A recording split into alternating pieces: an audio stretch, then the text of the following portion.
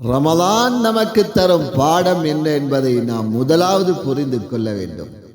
நோன்பு பாவங்களிலிருந்து காக்கும் கேடமையாகும். பாவங்களை நாம் செய்வதை தடை செய்யக்கூடியது வரக்கூடிய ரமலான் மாதத்திலே நோன்பாக இருக்கிறது.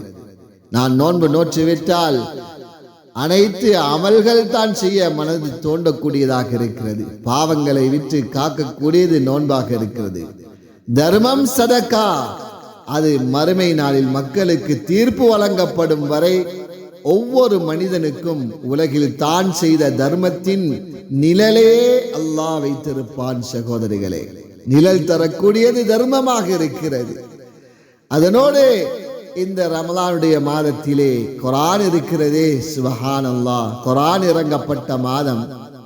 அந்த குர்ஆன் இருக்கிறதே, நீங்கள் குர்ஆனை ஓதுங்கள், நிச்சயமாக நாளை மறுமையில் அதை ஓதியவருக்கு பரிந்துரை பேசும் என்ற கருத்தை ஸல்லல்லாஹு அலைஹி வஸல்லம் அவர்கள் சொன்னார்கள்.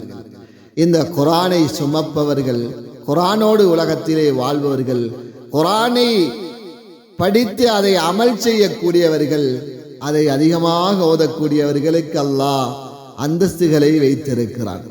இந்த குர்ஆனின் மூலமாக அல்லாஹ் எந்த அளவுல ஒரு மனிதனை கண்ணியப்படுத்துகிறான் என்றால் ஸல்லல்லாஹு அலைஹி வஸல்லம் அவர்கள் சொன்னார்கள், உலகத்திலே சிரமப்பட்டு திக்கி திக்கி ஓதக்கூடியவரை அல்லாஹ் அந்த கியாமத்து நாளிலே அழைத்து, நீ உலகத்திலே எப்படி உலகத்திலே ஓதினாயோ அதை போன்று இந்த நேரத்திலும் ஓது என்பதாக அல்லாஹ் சொல்லி காட்டுவார்.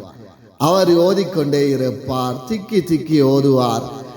அதனோடு அந்த சுவர்க்கம் எப்படி இருக்கும் என்றால், அவர் எந்த இடத்திலே ஓதி முடிக்கிறாரோ அந்த இடத்தில் அவருக்கு அல்லாஹ் சுவர்க்கத்தை வழங்குகிறார். அதனால் குர்ஆன் ஓதுவோம், தர்மம் செய்வோம், நோன்பு நோட்போம், அல்லாஹ் சுவர்க்கத்தை வைத்திருக்கிறான்.